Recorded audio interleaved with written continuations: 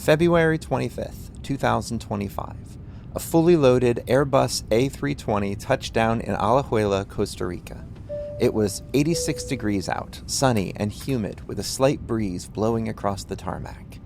The heavy cabin doors swung open and a blast of tropical heat rushed into the overcrowded airplane. 200 passengers shuffled down the metal stairs and into the doors of idling buses that had been waiting for them. The passengers wore handcuffs. They were completely disoriented. None of them were even from Central America, and none of them had come here by their own volition. They were deportees from China, from Azerbaijan, from Russia, from Turkey, from Armenia. And I was just thinking, how are they feeling, to be somehow left in a place that they don't know anything about? That's Marcia Aguiluz. She serves as the regional director for Latin America at the American Friends Service Committee. Marcia watched the news in disbelief. Her government had just accepted a plane full of frightened, displaced people from U.S. detention centers. They had committed no crimes in her country. One of the passengers was a man named German, and the story of how a Russian fitness coach ended up in handcuffs on a Costa Rican runway is a journey through the very heart of our cruel and inhumane immigration system.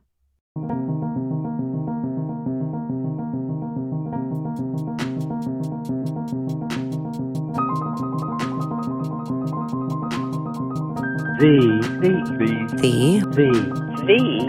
Quaker Podcast.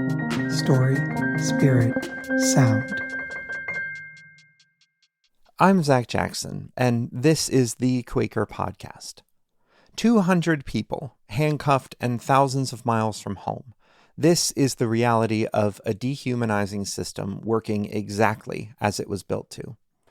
The American Friends Service Committee, or AFSC, approaches that reality differently. For more than 100 years, they have put Quaker values into practice across the globe, advocating for just migration, equality, and peace. They work to ensure that movement across borders is met with compassion rather than violence. Yet, at the heart of all of that policy work is the core belief that every single human being matters. Which brings us back to the man in the handcuffs. A few years ago, German lived a quiet life as a fitness coach in St. Petersburg, Russia. He volunteered as an election worker. He paid attention. Then, he saw something that he shouldn't have seen. So I was working on election for many years, since 2018, and no one just brought me here and told me, look, how we fraud votes, how we fraud these papers, how we add some numbers. No one told me this. I found it out by myself working for many years, and I decided to show it, but anonymously. I knew that it wouldn't change a lot of things in my country, but it was more for me, for my personal, like I did what I could and live and continue to live normally. If it could shake the system a little bit, it would be better. German loved his country, and he wanted to make a difference, so he filmed the election fraud that he found. But before he could even leave the polling place, a Russian officer stopped him, unlocked his phone, and discovering the video, held him there until police could arrive. He knew that if he was arrested, he would either spend his life in prison or be shipped to the front lines of Ukraine. So he ran. When he got home, he told his wife what he had done. It wasn't like a conversation, really. When I told her, I was 100% sure that she would support me, and it happened, actually. So I told her that we need to leave the country, that I'm in a big trouble, and it's the best time to start traveling. He took his wife, his young son, and their life savings, and they fled to Mexico. They waited in the desert for nearly a year for a legal asylum appointment through a U.S. government app. 6 days after they finally got an appointment, the Trump administration took over and overnight threw the whole system into chaos. They were out of options, so they walked to the border. Then we crossed the border by car because it was the only one option left. And we asked for political asylum because in order to ask for political asylum, you need to be on territory of the United States. So we gave up to officers and asked for an asylum. And they ignored our request, halted us for 31 days in border facility and then sent us to Costa Rica. Officers put his family in chains at 3 a.m. and loaded them onto an airplane to Costa Rica. The Costa Rican government drove them 8 hours away to the middle of nowhere, where they locked them inside an abandoned pencil factory. So imagine a big rusty hangar. Inside this rusty hangar, you got modules from 5 to 11 people in one module. Very hot. They didn't give enough water first time. Later, they gave enough water. And you don't know what to do. No one tells you. They only tell, go home. But I cannot go home. No, go home. So you can imagine.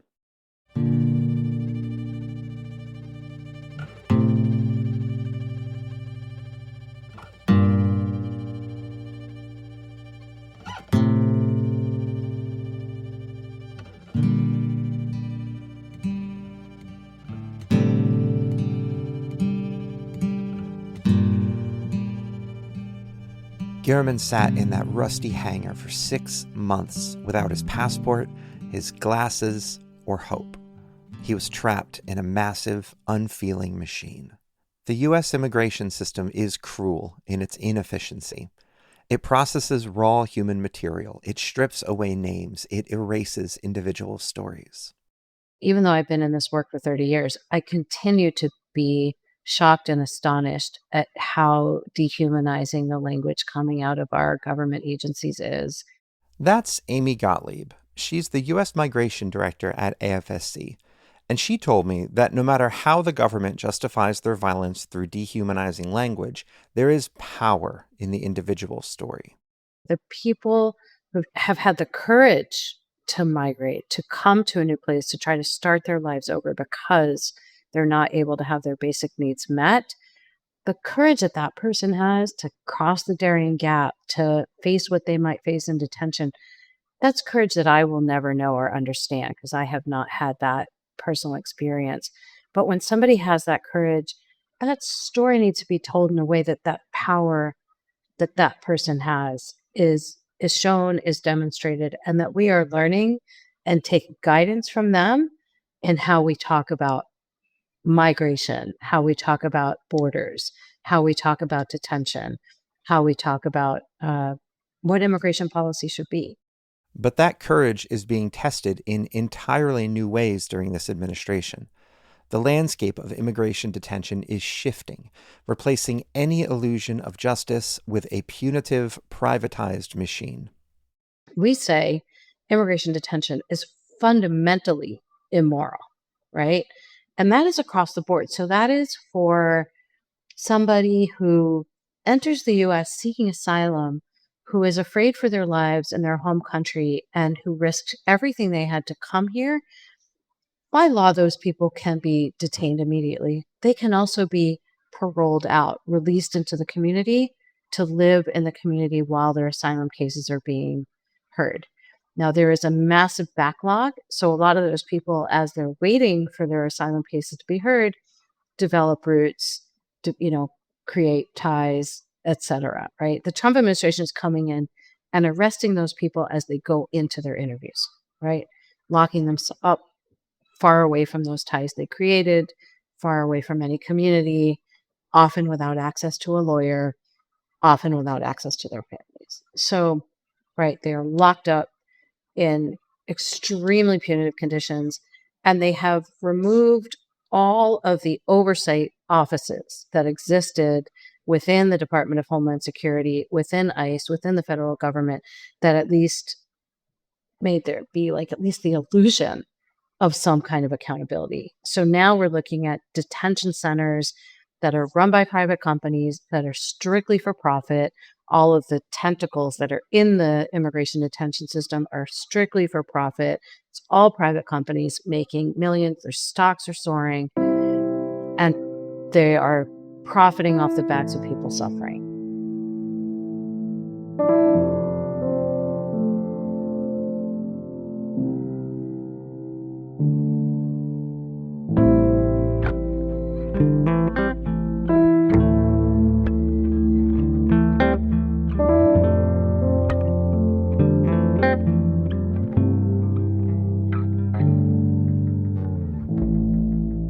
AFSC resists this violence. They push back against an entire federal apparatus. They have local programs working to shut down detention centers across the country. But they're not just a secular nonprofit. They do not do this work simply to be good citizens. They are driven by a deep spiritual mandate. Here's Ainsley Bruton. She's the Quaker Engagement Coordinator at AFSC. I think it really comes down to the fact that at the heart of our work is the belief that there is that of God within each and every person. And that is the belief that is at the heart of Quakerism as well. This belief, this core value, animates every element of our work, every other value that AFSC stands for. That sense of the inner light, of the inherent worth and dignity of each and every person is really at the core of what AFSC is and our identity as an organization. Quakers call this the testimony of equality. It's not just a polite metaphor, it's a radical claim. If you truly believe that the divine light resides inside a terrified Russian fitness coach, everything changes. You cannot lock that light in a rusty hanger. You cannot put God in handcuffs. And so I would say if you went through all the Quaker testimonies, all of us who work here would be able to identify how each of the testimonies shows up in our work in a day-to-day basis. And, we often make mistakes and, we want to acknowledge those, but we really do our best to do all of our work from a place of integrity, of humanizing, of doing our work from a place of love and not from a place of anger and hate. This spiritual conviction creates a radically different approach to advocacy. It means refusing to put conditions on who gets to be treated like a human being. Rather than only standing up for people who have simple, uncomplicated stories, AFSC actively challenges the good immigrant, bad immigrant dichotomy. They reject the narrative that human dignity is a prize that you only get for having a clean criminal record. We do not believe that anyone should be detained and deported and ripped from their families, right? We've seen a narrative of, but so many people don't have criminal convictions. We want to make sure that nobody is detained, and we are not throwing those folks under the bus who might have had a contact with the criminal legal system. They should also not be detained. They should not be deported. And we need to be looking at justice for all of our communities, not just that. And that's what I was alluding to when I said the sort of good immigrant, bad immigrant dichotomy that is really perpetuated not only in the media now. I mean, it's like we've all been sort of forced into this conversation, and we want to be sure that we are uplifting the dignity of every single person. That's something I feel really, really strongly about, and is a place where I think AFSC differs from some of the other immigrant justice organizations out there, because we do believe that all people should be treated with dignity and respect. This work requires a global footprint. And I think the kind of scope of our work, of being able to work in multiple places across the world and also in the U.S., gives us a really valuable perspective in how all of these injustices across the world are deeply connected. How the immigration detention system in the U.S. is also tied to the for-profit prison industrial complex, and how the genocide in Palestine is tied up with weapons manufacturers and this, kind of exploitative global capitalist system throughout the world. We're able to have this really global perspective and this kind of unique position, working in all of these places and having our staff be in communication with one another so that we're able to address violence and injustice from multiple angles all at the same time. They challenge the prison industrial complex, and they push back against global capitalist exploitation. They work across multiple continents at the exact same time, but this global scale can create an uncomfortable tension. Quakers value grassroots connection. They want to look their neighbors in the eye. An international organization can feel distant, or even like a secular NGO. Here's Brian Blackmore. He's the director of Quaker engagement at AFSC. I think something that you're hinting at is this dissonance between Quakers really valuing something that feels grassroots built and nurtured by relationships made through community, and the grand and impressive work that AFSC has done over its history, and kind of an expectation Quakers have of AFSC to continue to go big.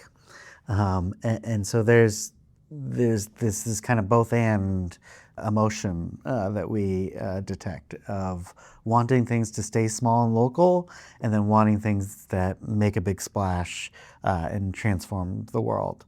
We don't want to go big if that means losing that precious sense of being intimate and close, human to human, that wherever two or more are gathered kind of spirit of things. But AFSC doesn't set its agenda from a corporate boardroom. And that's because our priorities, the work that we are doing, comes from the communities that we serve.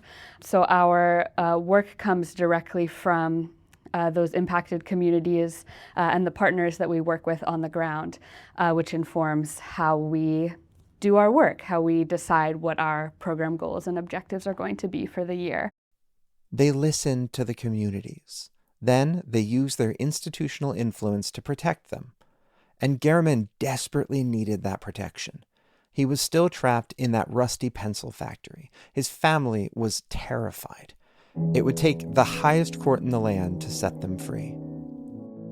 But standing against a government system is one thing. True justice would require far smaller miracles. More on that after the break.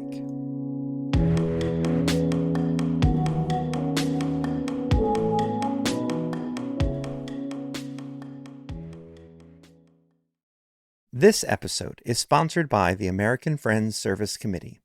For over a century, AFSC has been working to bring the Quaker values of peace, equality, and justice to life around the globe. In this episode, we're talking a lot about their work around just migration, but that's actually just one small part of their larger mission. AFSC focuses on three main strategic goals: just migration, just peace, and just economies.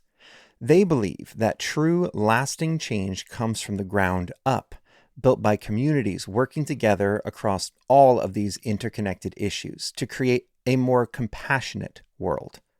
Whether you are passionate about protecting immigrant rights, supporting local peacemaking efforts, or standing in solidarity with marginalized communities, AFSC invites you to put your faith into action. To learn more about their three strategic goals, or to find a way to get involved in your local community, visit afsc.org. That's afsc.org. And now, back to the show.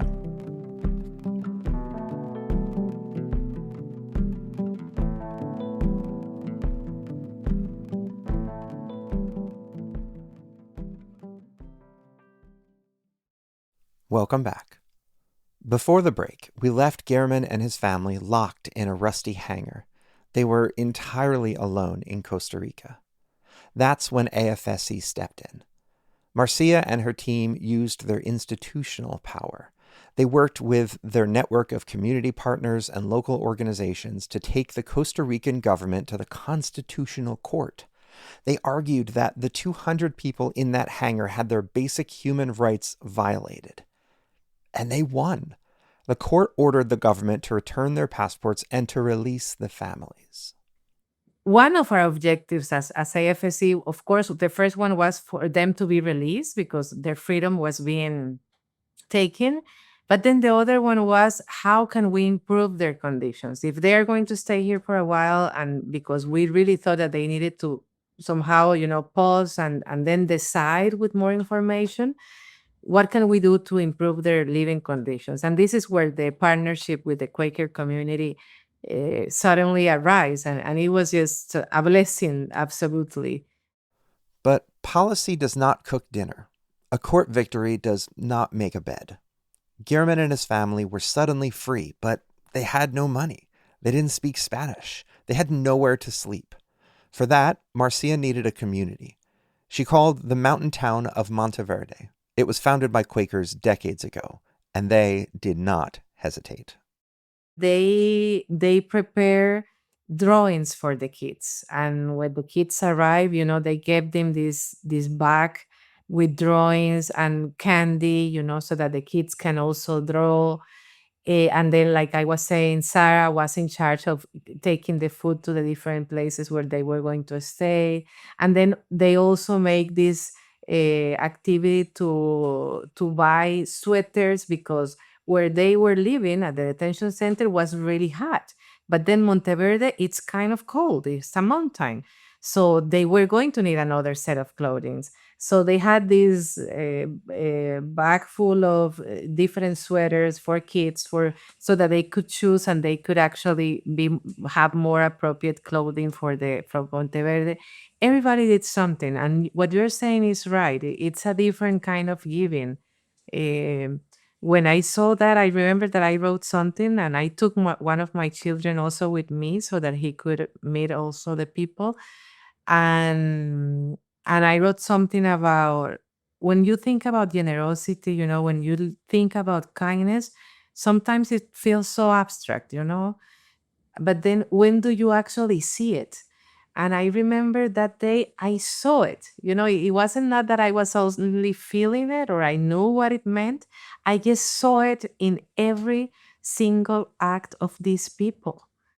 Local families gave up their rental cabins. They surrendered their primary sources of income. They opened their spare bedrooms. I think it's Sarah, her name, one of the Quakers. She's about probably 80 years old, and she drives this golf car. And I remember that she was driving her golf cart, and taking this, some fruits and rice and juices and chocolates, and take it to all of the different houses where they were going to stay. So the day that they arrived, they will have their freezer full with food so that they can cook.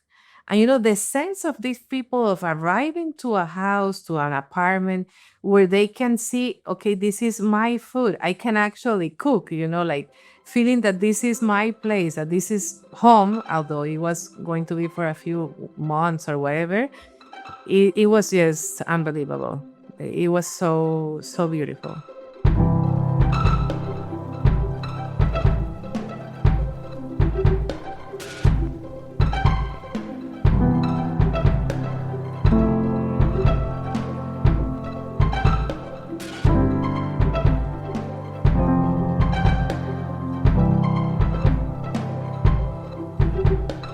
Guillermin had spent his entire life in a city of 10 million people. It's easy to be anonymous in a crowd that size. Then he spent 6 months in a system designed to erase him. But when he stepped off the bus in Monteverde, that isolation ended. He was surrounded by strangers who owed him nothing, yet they were already treating him like family. These people give us sanctuary. They give us money for food. They taking care about us. They give us housing, and all kind of support that we need. All the questions that we got, everything. I mean, this community that lives here is, I tell you, it's some kind of shock for me, because it's absolutely unusual. So people, they don't know you, and they give you everything in order to help you. They organized English and Spanish lessons. They offered sanctuary. They offered simple, radical hospitality. The very next morning, the Monteverde Quakers held their Sunday morning meeting for worship. Marcia attended. And I remember I went the next day on Sunday, there was a meeting, and I went to the meeting. And we were a couple of people just sitting there, and one of the Quaker actually stood up and said, I saw the love of the lights in these people that arrived yesterday. And we were all crying, because it was so powerful, where you can actually see, and not only see it, but show it, and feel it and sense it. And it was contagious, because I remember that when I saw that, I wrote something on my social media, and then people started writing to me, what can I do? Do they need glasses? Because I remember one of the kids had something in his eyes and he needed a new pair of glasses. Can I support him with those glasses? What can I do? There was a photographer in Monteverde. I can take pictures, of them so we can then use them for something. And it was just beautiful. And my whole that remember that weekend I was like, yes, we need to make kindness and love and generosity to be contagious.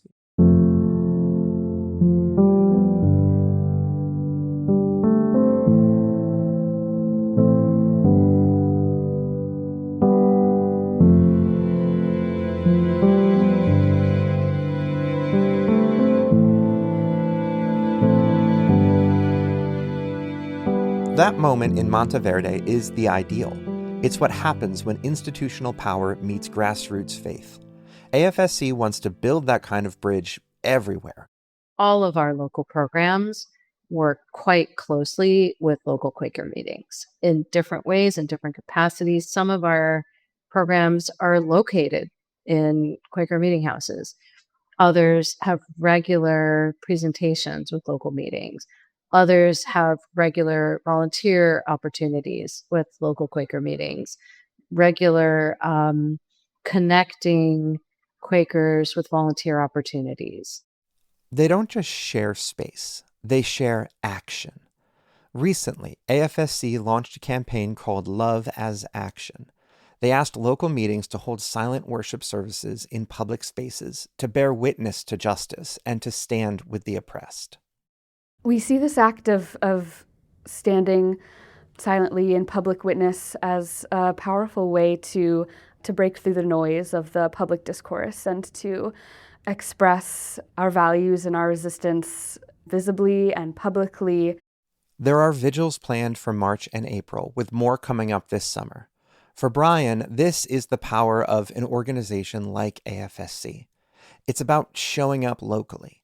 It's about closing the gap between the professional staff and the people in the meeting house. For me, it goes back to relationships again, and I know this is something I can't stop talking about because I care about it so much. But have our staff be able to name a dozen or more friends that they are aware of who are doing important peace and justice work, and for Quakers themselves to be able to name about a dozen of AFSC staff that they admire and are impressed with. For there to be just a sense of belonging amongst friends in AFSC. The AFSC feels like an activist home for the Quaker world. This is where the macro meets the micro. This is how a global organization maintains its soul. AFSC brings the lawyers, they bring the policy experts, they bring their cases to the highest courts, but the local meeting brings the golf carts. They bring the sweaters, they clear out their guest rooms. They look a terrified family in the eyes and say, "You are safe here." They put flesh and bone on the belief that there is that of God in everyone.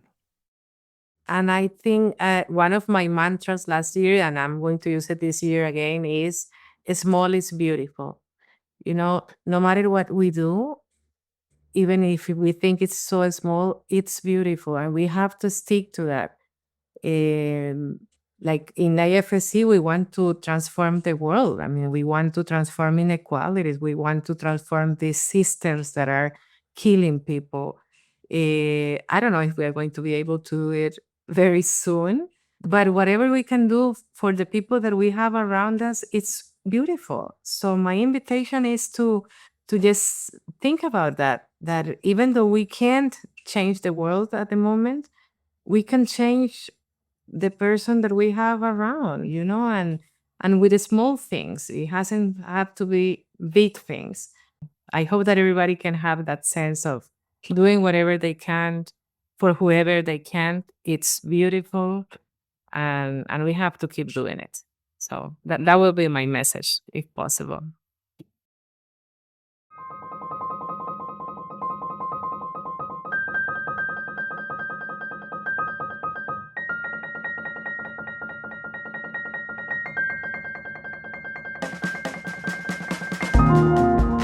Thank you so much for walking alongside us today. And a very special, heartfelt thank you to Gehrman and his family for their courage and vulnerability in sharing their story with us. As of today's release date, they are still living in Monteverde, and with the help of their Quaker allies, are figuring out what comes next for them. Thank you also to Marcia Aglus, Amy Gottlieb, Ainsley Bruton, and Brian Blackmore for their tireless work and for taking the time to speak with me. If you're feeling inspired to make a difference in your corner of the world, or if you want to reflect a little deeper, head on over to QuakerPodcast.com. There you'll find discussion questions, a full transcript of today's episode, and links to more resources. This episode was hosted, produced, and edited by me, Zach Jackson. John Watts wrote and produced the music. The Quaker Podcast is a part of The Quaker Project. We are a nonprofit Quaker media organization dedicated to giving Quakerism a platform in the 21st century. If you believe in the power of these stories and the light that they bring to the world, please consider becoming a monthly supporter. You can go to QuakerPodcast.com and click support in the top right window. It takes less than 5 minutes and it truly means the world to us. And now, to close us out, our daily Quaker message as read by Kent Letourneau.